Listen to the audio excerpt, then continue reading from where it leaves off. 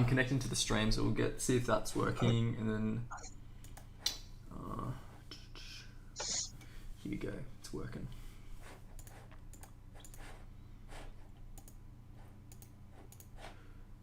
Just remember, if you're going to be on the stream, you'll probably have to mute one of the chats, just so it's a little bit. Hello. Hey, is that Mr. Bongo? Hello, hello monkey. Did you see DMV? Yeah, we're just talking about that.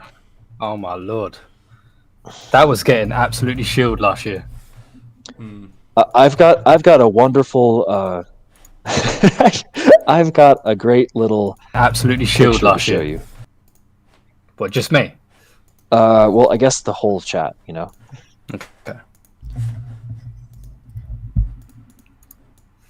Oh my god, it is down on the day 88%. Oh, that is heartbreaking. Oofed. Really? Guys, my stream is up, so I think people should be able to hear it. Let me know though. Hello everyone, by the way, the whole lounge.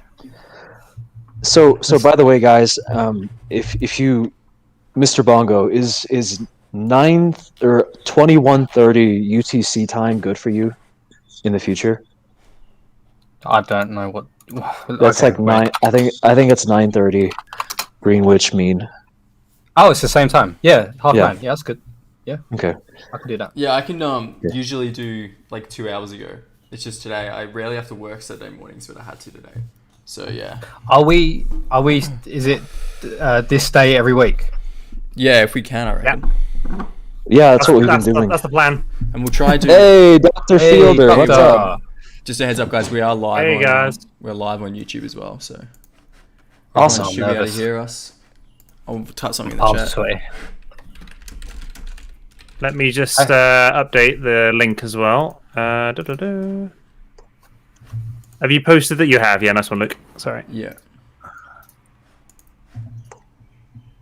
One sec. I need to grab my phone. One sec.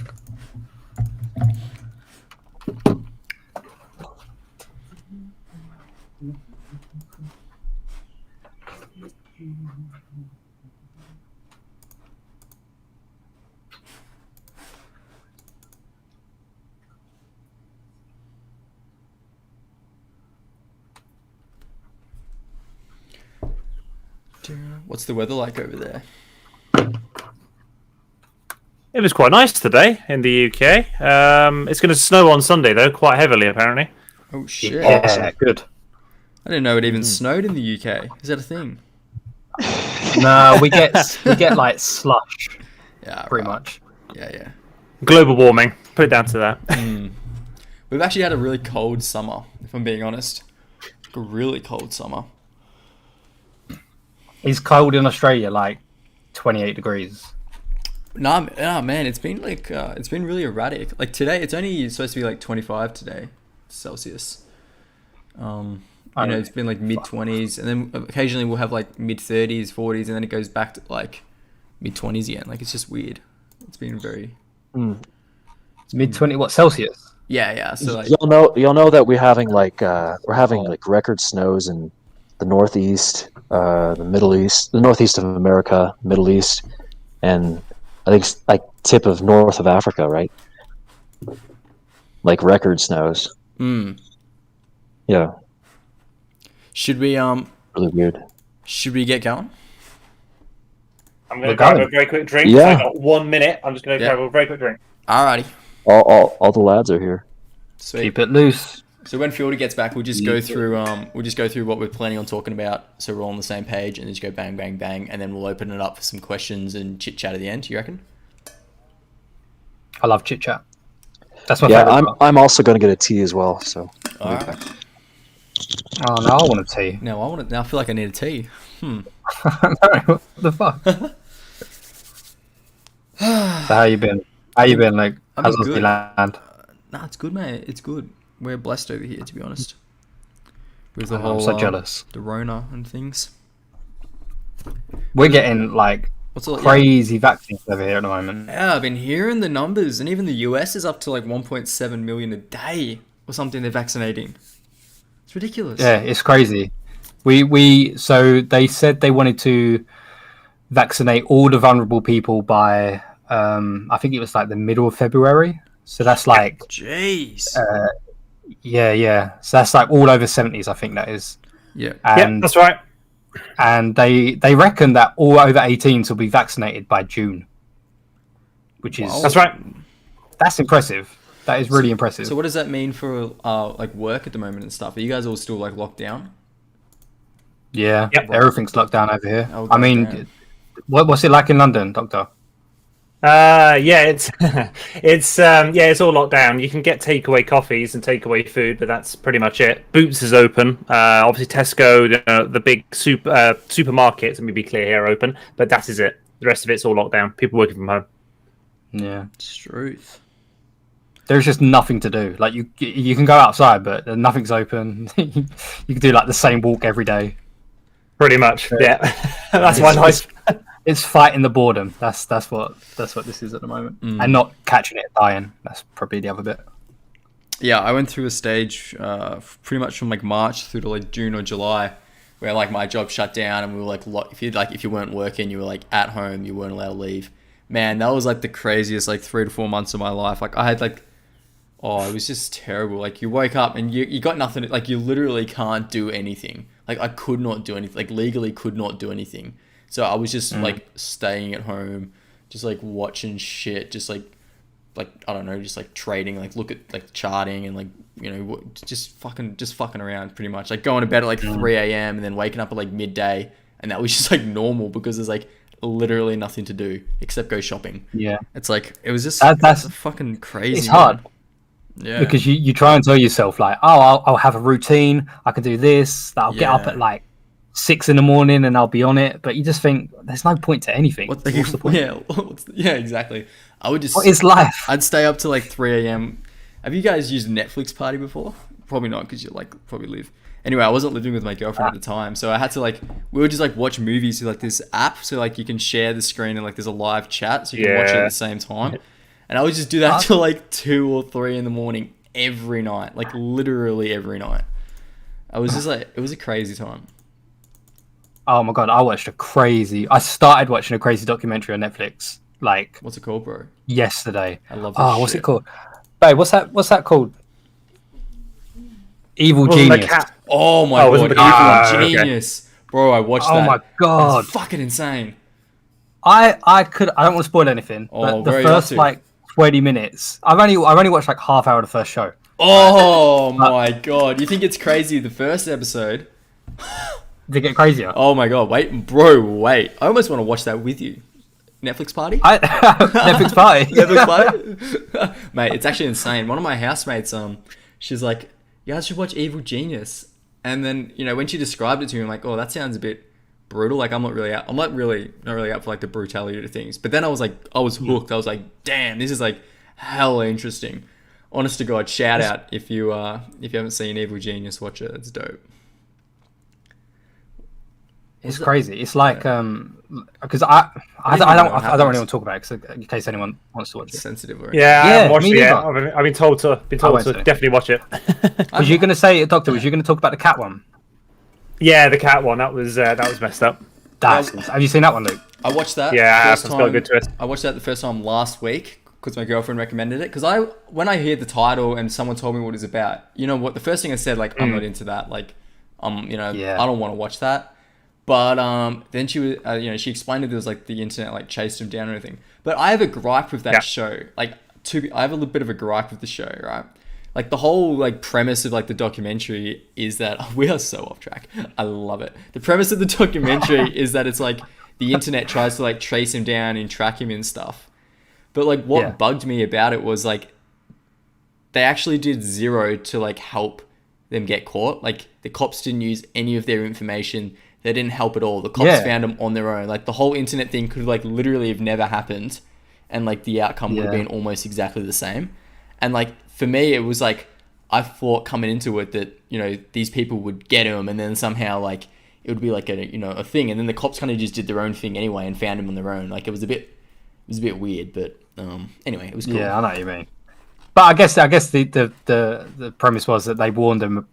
They warned the cops that's it. well in advance. They didn't act on it. Yeah. No, yeah, I get it. I get the point. I was just let down because I was I was so bummed out watching that program, man. Like I remember I watched it like early last year, and I went to work the next day. I was so bummed out. Yeah. Oh my god, this is so depressing. Oh man, I've been watching heaps of really good things on Netflix and shit. I just can't remember them all. I watched this really bizarre like movie. It was called I don't know if you've heard of it. This is another roommate recommendation. It's called I'm gonna have to get it up. It was called like What's it about? 3 billboards outside Ebbing, Missouri. Yeah. Have you seen that? Yeah. I know what you're on about. It was up for like Oscars like a couple years back. Yeah. Apparently, it's really good. Dead set, and I've seen some crazy films. Dead set, the craziest film I have ever watched.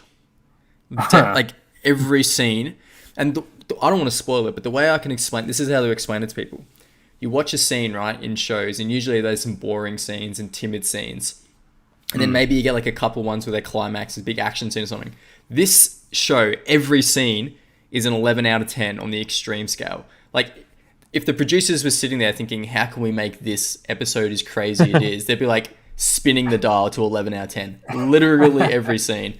You should watch it. You should definitely watch that. 3 billboards outside Ebbing, Missouri. I know exactly what film you're on about. Yeah. Like I had it on a list like years ago. I just never got around to watching it. Have you what's that other one? Oh, thank you, David. I've got the file. Thank you. I was trying to think of another one I watched. Mate, I've just been watching everything I'm watching at the moment is like crime shit. I don't know why. Yeah, the true crime. I've been into that heaps too right now. Yeah, it's just really like good. I was trying to think of the other one. I've actually been watching. There's a channel on YouTube, and I can't remember what it's called. It's like, you know, when they do like interviews in prisons or when they arrest someone and they they question them. It's like it's a channel where they just show those and they break them down. So they'll tell you what the story was, how they got to that point, and then it's the cops like kind of breaking down their character and then like trying to get them to confess. And I'm like addicted to it, man. Tommy, Children of Men is amazing.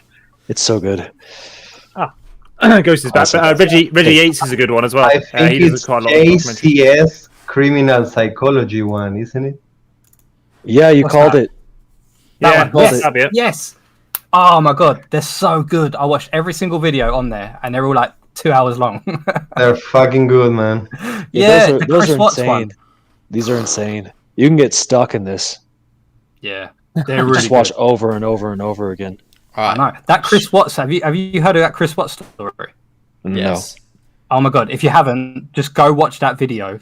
They're unbelievable, man. They're mental. Anyway, let's go back on topic. So I can talk about this for hours. So what we'll do is I'll quickly run through what we're going to talk about, and then at the end we can talk about movie recommendations and just chit chat with the community. But what I was thinking is we'll jump into the MIT industry event. Obviously, we'll look at what we think that's going to entail, what it's going to look like. We can talk about the TV Confirmed partner. We can talk about Thomas's post on LinkedIn, things like that. Ghost also wants to talk about MasterCard's CBDC platform. We can quickly mention... Just briefly. We can briefly mention the Luke Riley thing. I haven't seen it, so it's potentially a good one for you guys to take control there. And then lastly, I was thinking, Ghost, that we'll go through the new terminology that they're using with regards to the OS versus gateways and how that's changed with the recent mainnet, because I think that's a very key, a pivotal point. All right, sweet. Well, shit, I feel like I'm leading too much here. Welcome. Someone say welcome. Someone introduce. Yep. Welcome to the Quamfy Roundtable. You've got the topics. Let's start with the first one, Luke. Go ahead. Shit. Leading it. All right, so we got an announcement. You started the topic list. All right, let's do it. On my screen, I forget that I'm streaming. So let me know on the chat or anything if it's not working on the stream. But Quant announced Quant and MIT are hosting an industry day for financial services on the interoperability of digital assets and cross-border transfers. open to central banks, financial services, FMIs, Ghost, what FMIs on hand? I can't remember what that stands for. What was it? Market intermediaries, I think. Okay, so like capital markets. The other one is Yeah. financial institutions and fintech. And we'll just go through what they've got. So it's a 2-day thing, and I believe it's the same thing on both days. They're just doing it for 2 separate events if you can't make the first one. This kind of came out of nowhere, right? Yeah. I had no idea this was even on the agenda. Well, I think it's cool. Also, like, can we talk about the fact that we knew they were working with MIT and Intel and stuff on the ODAP proposal, but this is a very should I say like quant centric event? You know what I mean? Like it's almost like well, it's marketing essentially, and it's good to see MIT are kind of like backing us here. As in, like they're not just. You know what I'm saying? You're trying to say it's like real support, isn't it? Yeah, for the project. It's backing like the company's versions of the ODAP gateways and stuff. Is not just like groupthink or whatever. If you know what I'm saying. Guys, you know, as a name haven't seen in a while is Sila money. Do you remember where that's from? Sila money? Yeah, How'd you spell that? SILA.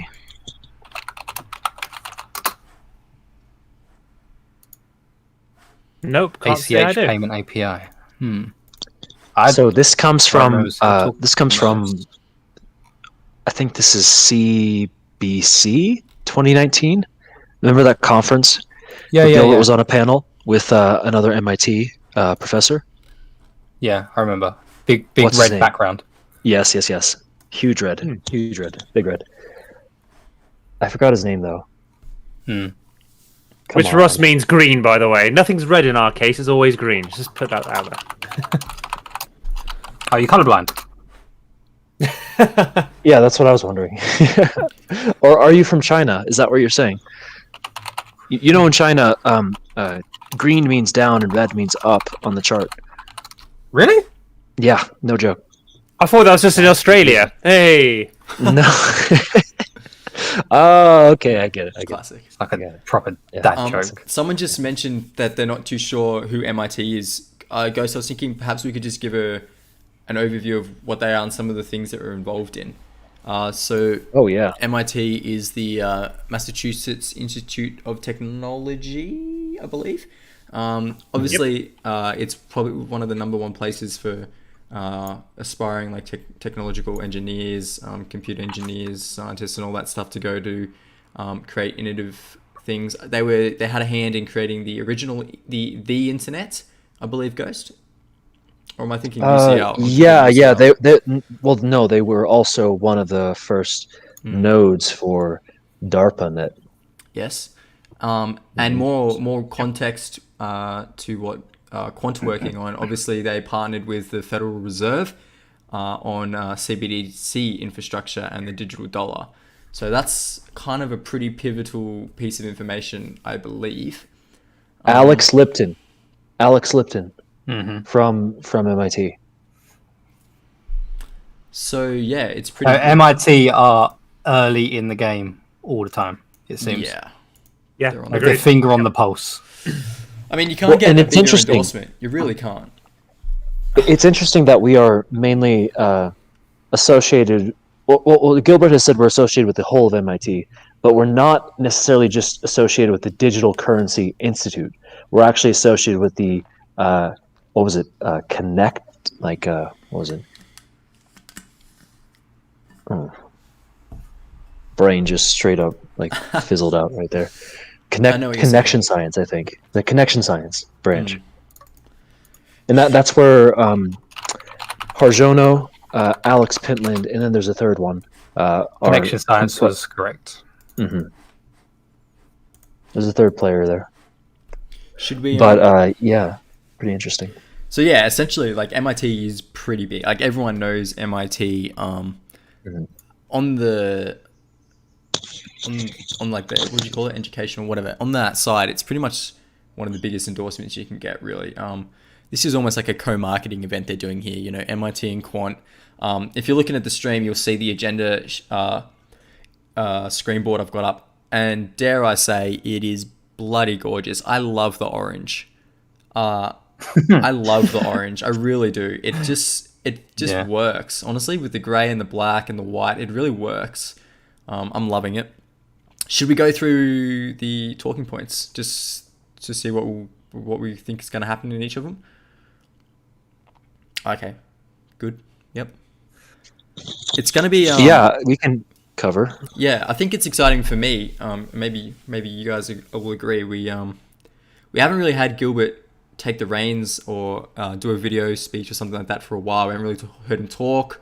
We haven't had a blockchain Brad. I mean, the last thing really was the Real Vision interview, but that was very structured. This is going to be good because it talks about the company and what they're offering, and we haven't had that for a while. It's going to be like almost like another Quantex. And so the first point, we've got Gilly. He's going to do a welcome and introduction, and it's going to be 5 minutes. So obviously it's going to be like, who am I, our backgrounds, the quant story. We've all heard it. I'm sure the 2009 UK government story is coming up. Bitcoin. Do you reckon Bitcoin story. Bitcoin story. I was going to say 5 quant on that, but now it's actually a fair bit of money. So we'll go 1 quant. We should put bets on it. I reckon he'll talk about it. The next one is obviously a history and intro to ODAP. And this is going to be pretty bloody exciting because we haven't really... ODAP's been... we've seen little bits, but it's all just on paper. It's going to be good to see them talk about their vision and how it works and how it started. If you're still following along in the stream, the next one is work to date. So what they've been doing so far. So that's going to be bloody awesome. And the vision for an interoperability architecture for DLT gateways. And that's done by Thomas, the MIT rep. That's interesting that he's taken that talk. Yeah. It makes sense, though, because he has the DGP, what they're eventually going to call DGP, which is the Distributed Gateway Protocol, the sister of Border Gateway Protocol, and he's leading development there. It's awesome. I'm really again the financial services involvement and need. That one just screams like who's going to be taking the reins on that one. It might be Neil. What was it? What was his name? The guy from Neil Schmidt.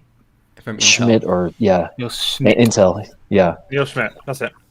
Yeah. I was thinking the next one is actually from Martin as well. Digital asset interoperability. What does it mean for FS? Martin actually, if you've seen the new videos on the site, he actually really holds his own. I like Martin a lot. Obviously, he's got a breadth of knowledge and experience from VocalLink.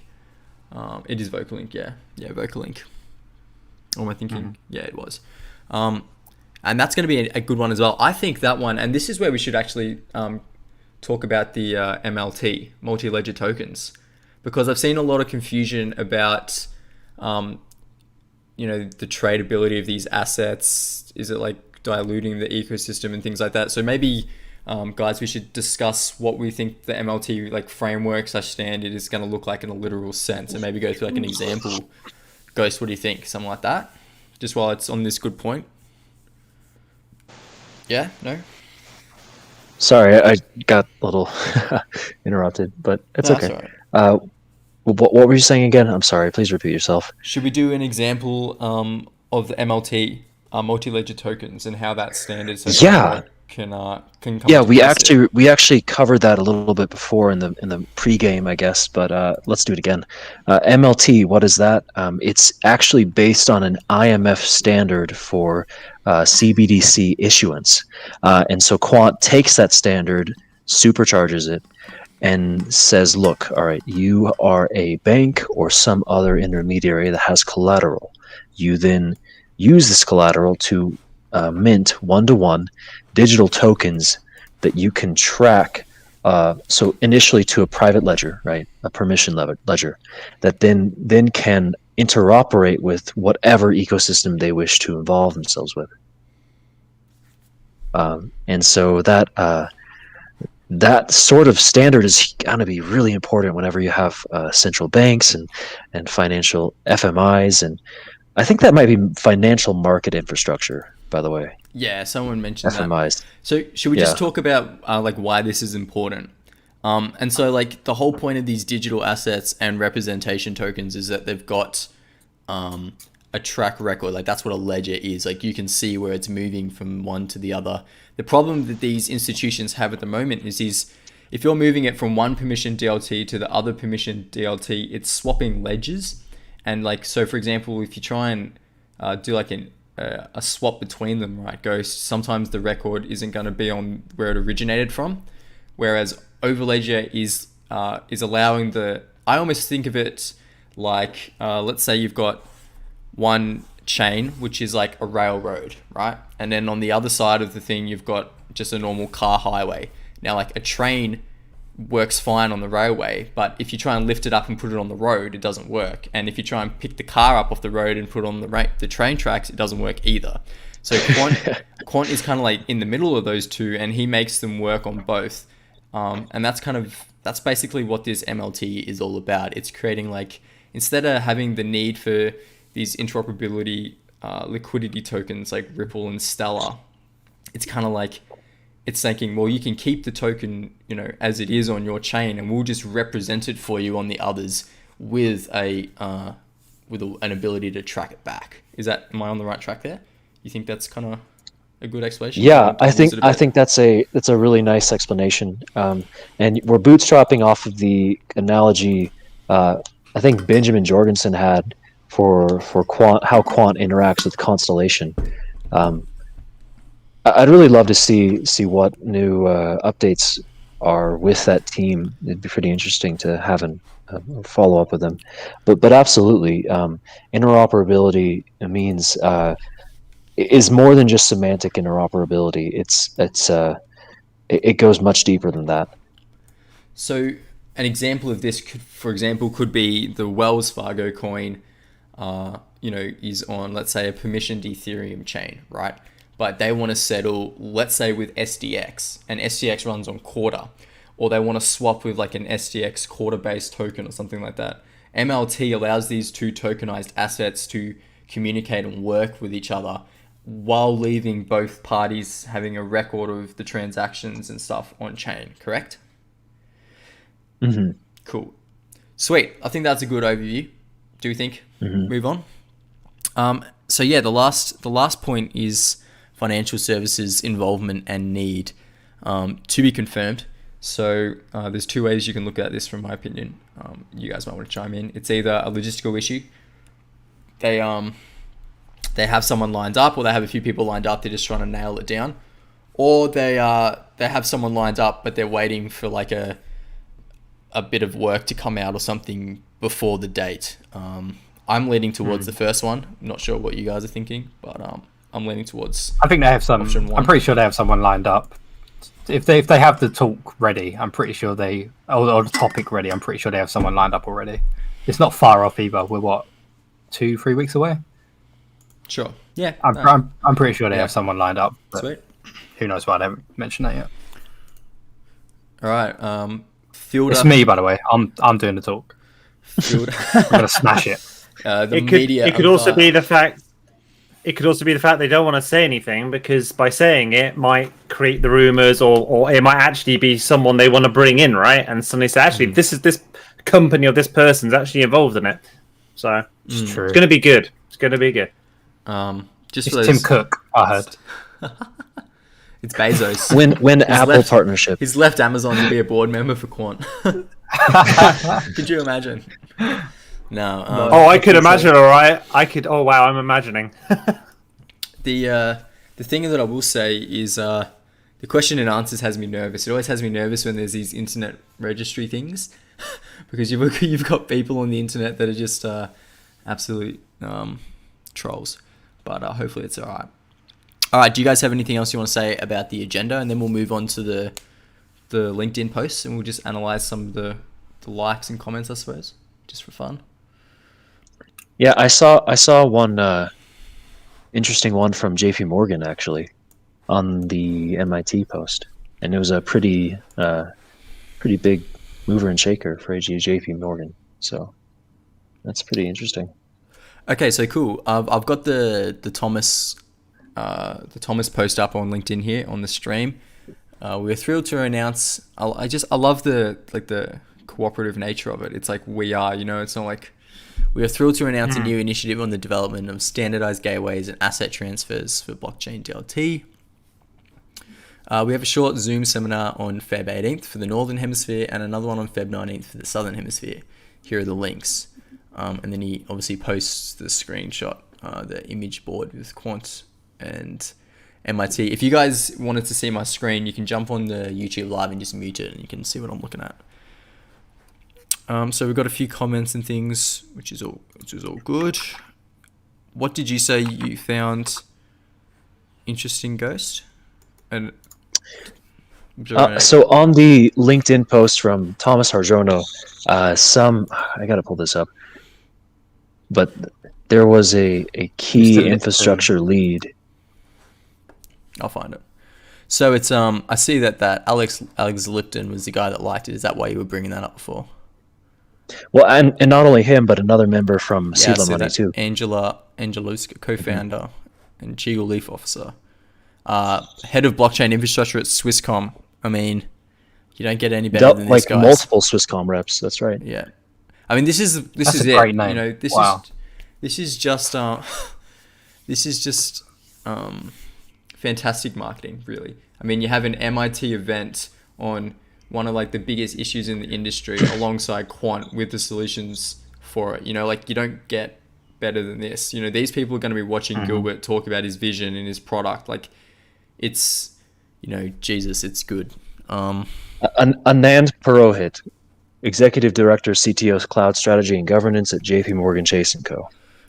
So let me see if I can find that. That's pretty awesome. Yeah, there's been more Swisscom. Also, our favorite Brazilian banker, Susana Maranhão Moreno from BNDES. Harjono. Where have I heard of this name? Numera Technologies. I feel like that's come up in our FA somewhere. Are you thinking Numera? Yeah, Numera. Yeah. How do you say it? Crypto company, right? Numera. Big data solution appliances that embed real-time pricing and risk management analytical solutions. I think it's something different. Okay. I just saw IOHK on there as well, which is Charles Hoskins. That's right. right. I've seen that as well. He did the article talking about Quant, didn't he? In City AM. Do you remember? Yeah, I think so. Mr. Hoskins. Oh, look at this. Look at this one. Settle. RSQ Labs. Did you see the Settle one? Oh, nice. Yeah, they're good. Head of Product Strategy at Settle. For those of you who don't know, is Settle the real-time gross settlement one? Or am I thinking of something else? They're the securitization. Yeah. Protocol. Yeah, there is a CTO Cloud Strategy in Government at JP Morgan Chase.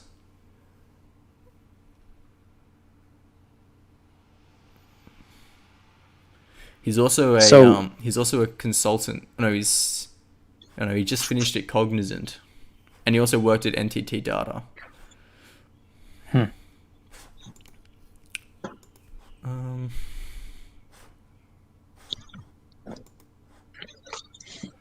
Yeah, here we go. I thought I'd seen this guy before. There's a Santander guy as well, VP Solution Architecture, some Santander Bank, digital banking. Colton Vaz. Yeah. Colton Vaz? Santander is Spanish, isn't it? Mm-hmm. It'd be like, I don't know. I'm going to attempt it. Santander, aren't they also guarantors for Pay UK? They are, right? Yeah, that's right. That's cool. So yeah, that's that one. I guess we'll have a look at the Gilly one. See if there's anything that stands out there, and then we'll move on to CBDC's Ghost, and then gateway terminology, and then we'll do Q&A. Yeah, let's go for it. We've got Alpha Chris Signal. Adelspack. Santiago, there he is. There we go. Tech Big lead man. at LACC chain. No surprises there. Cough, cough, if you've been paying attention. Alpha Sigma. Investors in Quant. Oh, GSK. VP growth at Fractal. Oh, go up. GSK. Where am I looking? Go up. I think there's a lag on. Oh yeah, Data Solutions Director, GSK. I haven't heard of those. Should I know those? GlaxoSmithKline, they're really big in England. Oh. Doctor, you can confirm, right? Which one? Sorry, I couldn't. It lagged on my screen. GlaxoSmithKline, they're pretty big in the UK, right? Oh, they are pretty big. Yes, they are. The They're other one- pharmaceutical, are they not as well? Yeah, I'm pretty Yeah. sure. The other Yeah. one is RBC. Huh. And he Royal also Bank worked of at, yeah, and he also worked at Wells Fargo until prior to that. All right, cool. Ghost, should we do the CBDC platform? Do you have the announcement up? yeah, I linked it in chat. It's previous. Okay, cool. So what did you want to talk about? Right here. I'll let you take the lead in this one. I'm just going to quickly go have a drink of water. So if you want to take over. So we had a couple questions about CBDC involvement of Quant, and so Gilbert's been very. I think this was Musashi who had this question. So Gilbert, he's been very forthcoming about how Quant has not only been involved with CBDC deployment, but also the development and the creation of law. I think he uses the word craft like a ton. He loves to use the word craft, or no, shape. He loves to use the word shape. So it seems that like Quant for some time has been involved deeply in the CBDC creation process, and we've been following these initiatives for quite some time. One of the key themes that we were on was initially about sandboxing, and so financial fintech sandboxing, DLT sandboxing, CBDC sandboxing, and the key initiative of sandboxing that we noticed was the GFIN, which is the Global Financial Innovation Network, sponsored by the Financial Conduct Authority of the UK. Now, this the FCA sponsored this, but then we saw all these other different worldwide organizations involved, and IMF as a liaison, and I'm not sure about the BIS there, but it's just a pretty interesting initiative. And subsequently after this, we see the adoption and rollout of the Bank of International Settlements Innovation Hub, where they're explicitly, among one of their goals, is to explore CBDC adoption and deployment. And if you look at in this MasterCard PR piece, they explicitly reference the Bank of International Settlements recent work via their innovation hub. And we can also then, to tie another piece of FA into this, have Gilbert explicitly saying that they are in discussions with SDX and Six Exchange with their technologies. So, and these guys are directly involved with the BIS and recently named Project Helvetia, DVP settlement, and like mediated by a digital asset gateway. So yeah, that's well also goes. We have a direct reference. It's all one complex, you know. We have a direct reference from Gilbert about their work with the BIS as well. We're close. I'm quoting here directly. We're close to those policy makers, including the BIS. It's a transformational time in financial markets and infrastructure. They're looking at both. This is another quote from Gilbert. They're looking at both domestic and cross-border. We've covered both use cases and capabilities, and have been talking to the central banks, BIS, and policymakers in government on how this should work. We're help shaping the landscape for CBDCs. Yeah, exactly. I think it's worth noting as well that Gilbert's had his eyes on the CBDC space for a lot longer than people realize. I mean, do you remember the tweets that he was doing back in 2017 about highlighting Project Ubin, Project Jasper? Do you remember these? Yep. Mm-hmm. I mean, he had his eyes on these projects way before it was on anybody's radar. I just funny you say that. I just mentioned search BIS from Gilbert in the main chat, and this one's from 2018. September 2018, and it's a BIS paper from March of 2018. So that's almost 3 years ago, talking about CBDCs. It's a markets committee. So maybe there's some juice in there. I actually haven't looked at this document before. I'll try and find a tweet. I'll link it in chat. But yeah, he was at a meeting and they were discussing all the different types of projects, proof of concepts that they were going through at the time, and he was already well on the pulse of that. I'll try and find it. I know exactly what you're talking about. It mentioned Uber and stuff as well, I'm pretty sure.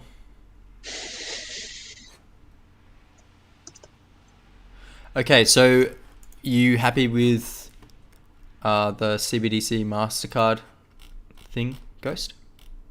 Yeah, it was just an anecdote. We can return the main thread, So. Okay, it's linked in chat. So what I wanted to quickly mention is some new terminology that Gilbert has given us a bit of a heads up on, some changing of the names and how things work. I just wanted to help explain it. And so, there's a bit of there can be a bit of confusion around the different Overledger networks and what gateways are called now and things like that. So I'm just going to read something out and then we'll just discuss it a bit. Ghost, sound good? Sounds great. Let's go. The Overledger network is one network. The difference between community and enterprise is the support enterprise get from Quant as a company and the SLA, so like the agreements and stuff. Enterprise run remote connected gateways, which is now the new name for Overledger network gateways. So when we used to talk about you can run your own gateway and stuff, when you hear that, you are now thinking about remote connected gateways or RCGs. So enterprise run the same ones. And now Overledger DLT gateways is what they've now called the Overledger OS.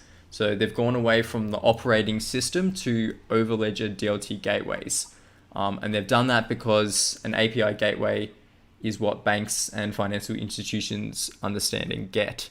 And so they're keeping the terminology the same for clients and potential clients.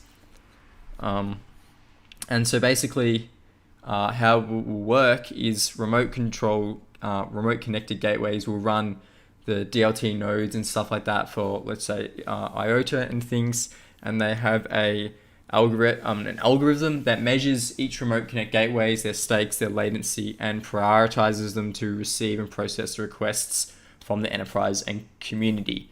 And now Quant is also just another RCG on the network, as they'll obviously be running their own hosted nodes as well.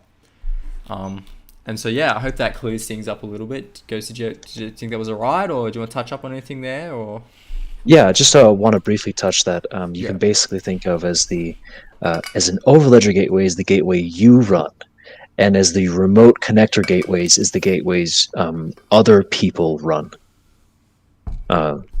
Whenever you're depending on a remote connector gateway, there's always some sort of either consensus or algorithm that intermediates your connections with them, of which ODAP is a part of that. So basically, an Overledger DLT gateway is pretty much the software, or what Overledger, the operating system, was called. And then when that Overledger DLT gateway, or the operating system, reaches out to remote connected gateways, those are the portals into the permissionless networks that they want to send and receive transactions. Does that sound good? Yep. Cool. Sounds great. All right. What was the last thing we wanted to touch on? I think that's it. Do you guys have any more topics you want to talk on, or should we open it up for some questions and a bit of shit talking, or what are you guys thinking? I'd say we did have the Dr. Luke Riley on the Binance panel, I mean, it was there was one particular chap on it. I did write his name down, but I've got it recorded. I think he was from Jeremy Epstein from National Science Foundation. How could I forget that surname? Unfortunate, isn't it? Banter. Yeah. All I'm going to say is at least dead people can't vote. Maybe going forward. I mean, that's what I took away from the whole thing, because that other chap just completely bored the shit out of me. I'm going to be honest. I haven't actually watched or listened to this yet. So how did it go? Can you run me through it? Was it okay? I was actually in a meeting at the same time, so I was trying to pause it and restart it. I've seen it. It's not that bad. It wasn't what everyone was expecting, which would be like, hype pieces about how blockchain can change the world on an infrastructure level, because you had Mr. Epstein here throwing cold water at everyone every chance he got. But otherwise, like there were some interesting anecdotes. Luke really shined. Epstein, I wouldn't go so far to say he's a moron, but he definitely played the role of the fool. Prove it to me that blockchain, without a doubt, that blockchain can change the world. That's what they're essentially the role he's playing. So that's okay. There's going to be those people who maintain the guard, or who represent this older way of thinking, and they're just the late adopters. Exactly. That just a role he's playing, nothing more. He just wants to be proven. When you have a panel like that, you do need someone of that caliber on it. It was just a shame that he overtook basically the mic for quite a long time, and other people weren't able to get their opinions across. Yeah, the moderation could have been done a lot better on that panel, is what I would say. Well, she was like a hyperactive squirrel.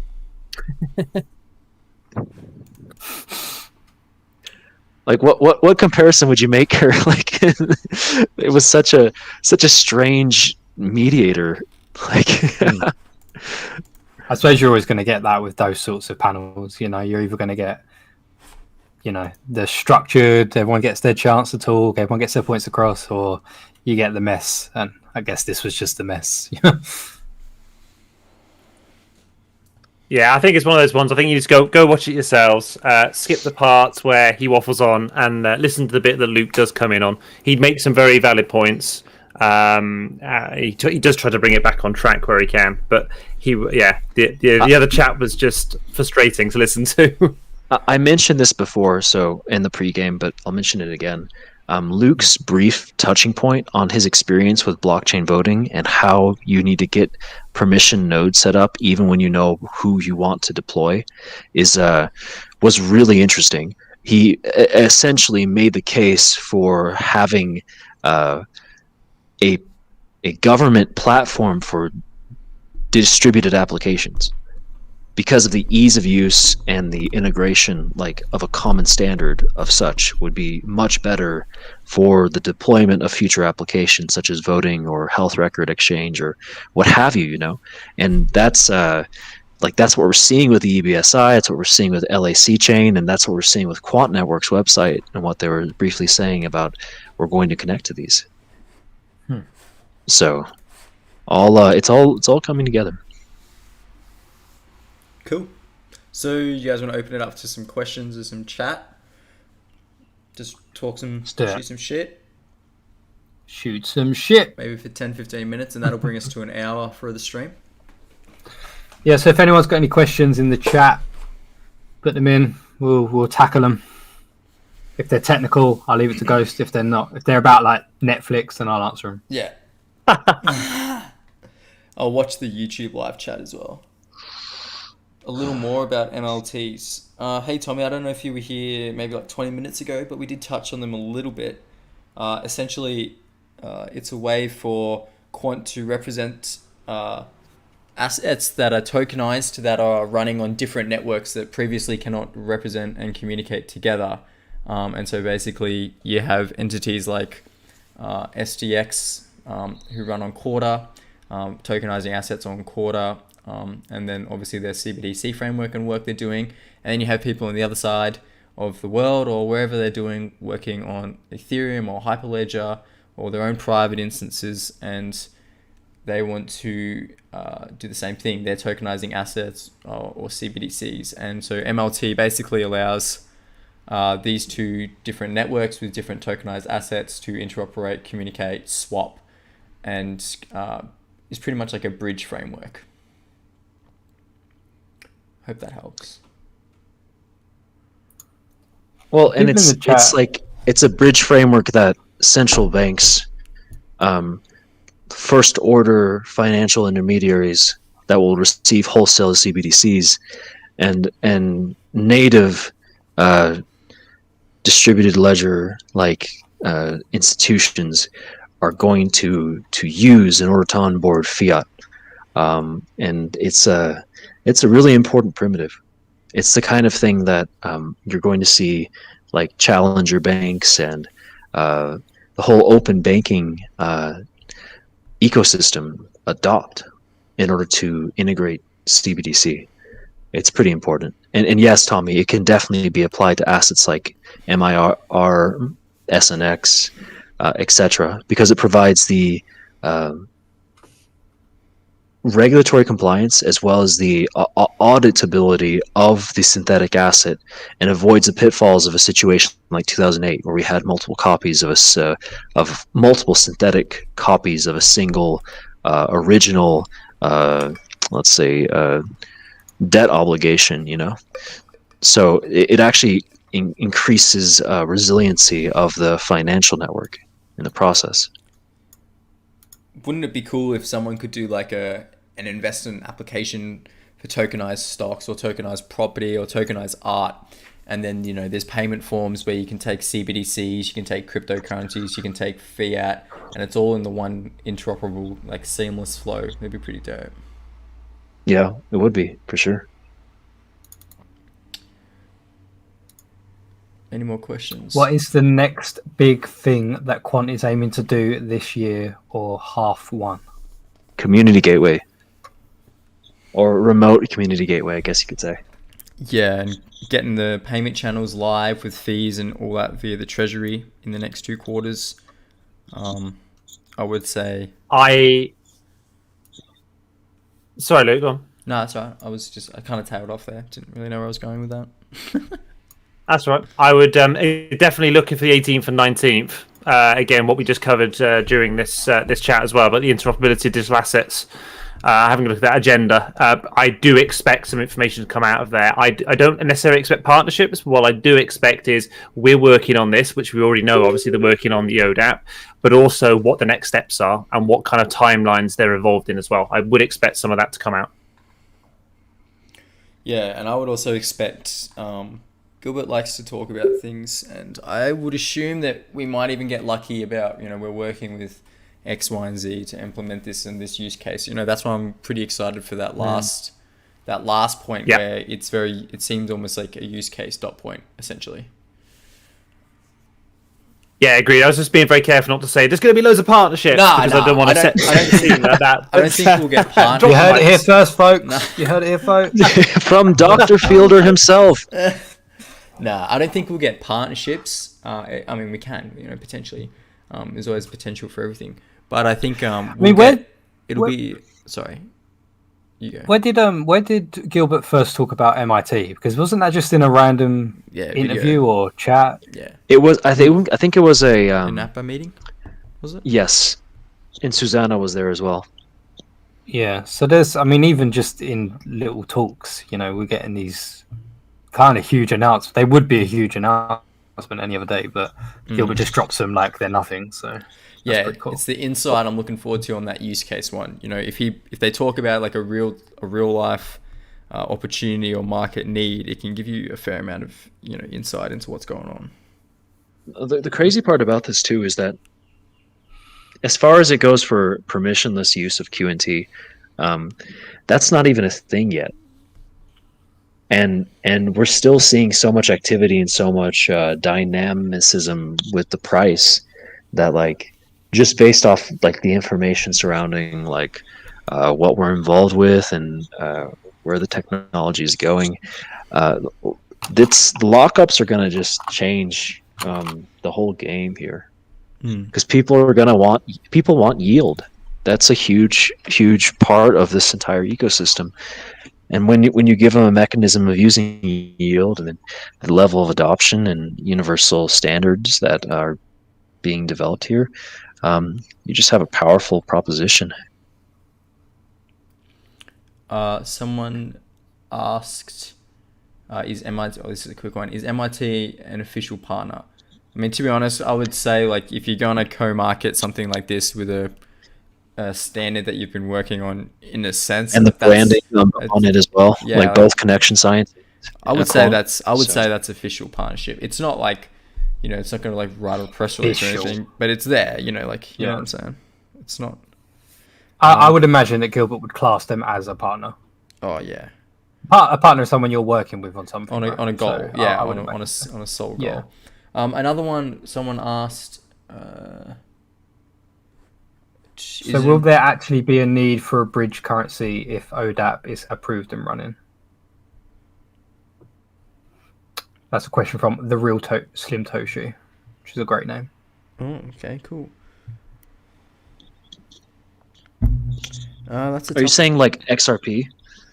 I think he means, perhaps he means when we were talking about like the tokenization of assets and stuff. Oh no, He means oh, XRP. He means okay, yeah. Yeah, I mean XRP. So listen to this. XRP, the value proposition for XRP was never good.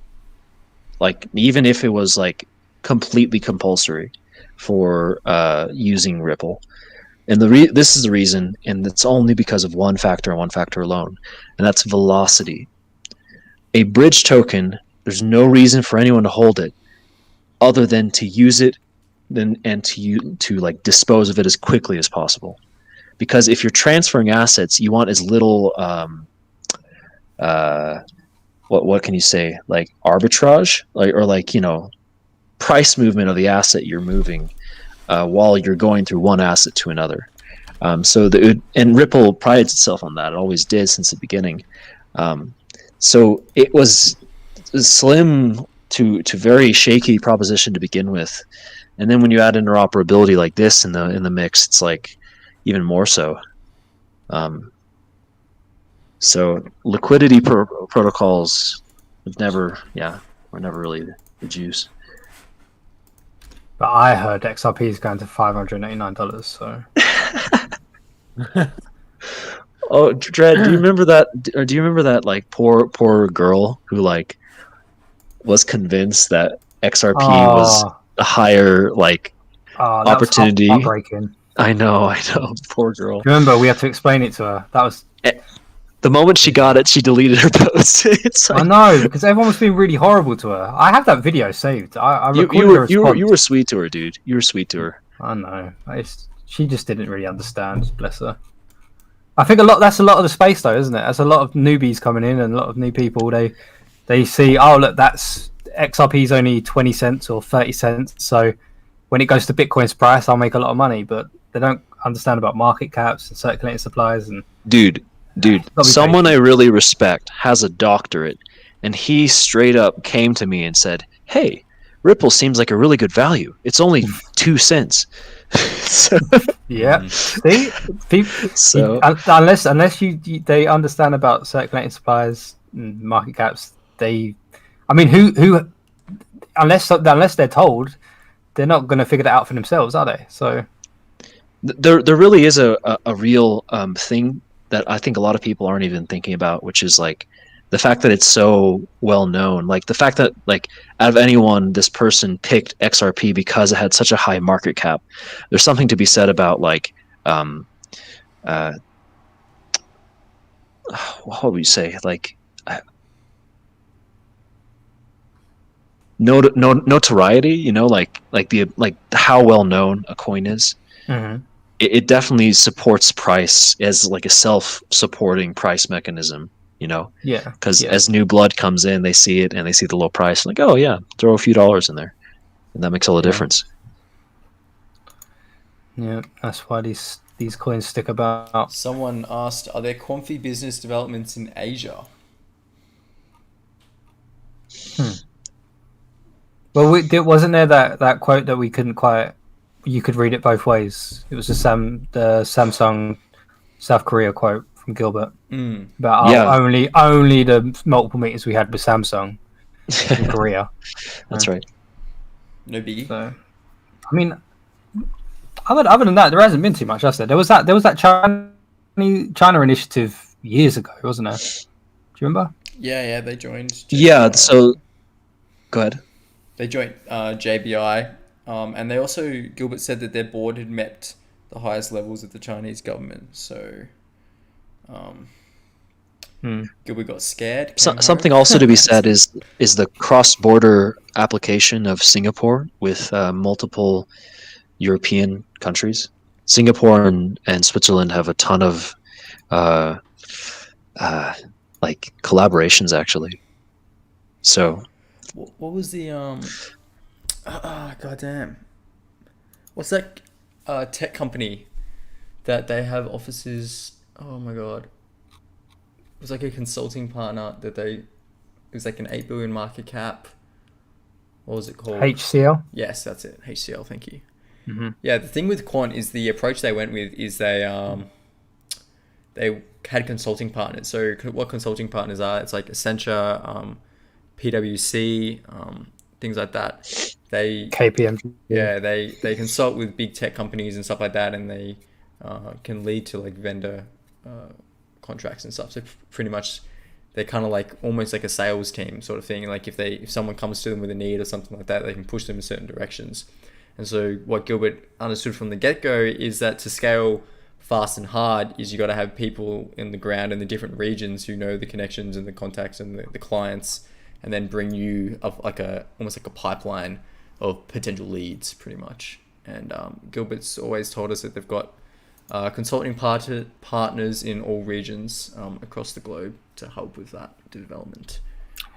Who are the big four? The big four consulting partners? PwC, Accenture, KPMG, and the other one is Deloitte, I believe. Deloitte. That's correct. Yep, spot on. Okay. Yeah. Or is it E&Y instead of Accenture? Oh. Yeah, I'm not sure if Accenture was one. I think it's Ernst & Young, actually, instead of Accenture. Oh, okay. Yeah, fair enough. The three other ones you mentioned are the ones that I'm aware of, definitely 100%. Yeah. Yeah, PwC, Deloitte, EY, and KPMG. Yeah, okay, cool. Any more questions or anything? You guys want to talk about anything else? We had some people saying that our last chance to buy the dip, price is retracing, and I'm looking at the chart and I can't see any retracement whatsoever. Like we're sitting solid at $35, which is it's pretty nuts. Like a few weeks ago, people were like, bear market coin.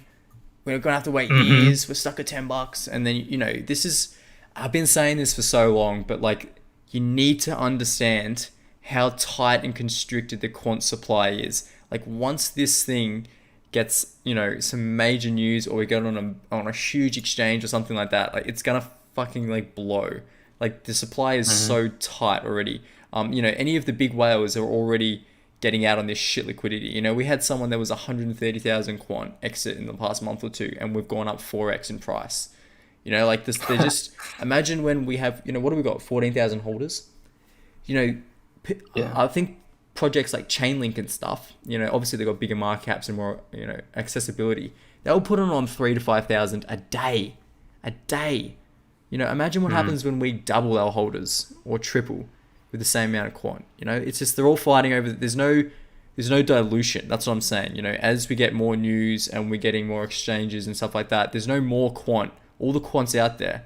It's just more people fighting for the same amount of supply. And I think that's such a pivotal point to, I've always been with the idea that we're just going to one day wake up with a whole new price floor. And like we've kind of seen that here, like a precursor. Like we were stuck in that, $5 to $15 to $20 range for like a year or two.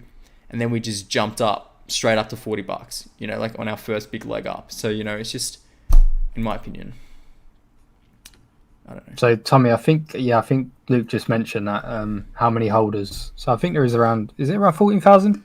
So there's a 14,000 wallets on the chain. So you have to take into account that there's people that will only have quant on exchanges. So they'll be part of the Bittrex wallet.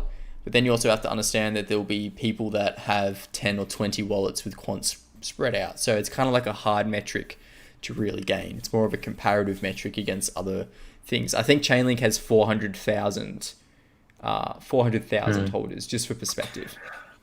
Well, I mean, if you look at it was Alpha Sigma, wasn't it? Alpha Sigma who said that quant are doing everything that Ripple wanted to do, right? That was essentially the quote, I think. And if you look at Ripple, I mean, they have about it's about 1.9 million wallets. Is that right? Yeah, something crazy like that. So I mean, 14,000 wallets and 1.9 million. I mean, by the time, even if we had half of what Ripple's wallets are, And the no it's dilution. scary. There's to no think. inflation. And then you have Then you have enterprise coming in as well. Like we're just talking on the retail side. You know what I mean? Like these enterprise people can be one wallet and they could have tens of thousands of quant. 10,000 quant is only like what, $400,000. I say only because to like an enterprise license contract, that could be like a couple of months, or nothing, So we could see hundreds of thousands of quant taken out of circulation just on licensing fees. I've got to drop off, guys. Yeah, no worries, man. I think we're gonna wrap this right, down man. anyway. On. Yeah, it's on midnight. Thank you very much. Should we wrap up? Yeah. Yeah. Yeah, why not? Thank you all for joining the 4th Quamfy Roundtable. It has been a pleasure as usual. Thank you for joining us, Luke, Dr. Fielder, Mr. Monkey. It's always nice. We had a full house for once as well. Yeah. Full table. Yeah.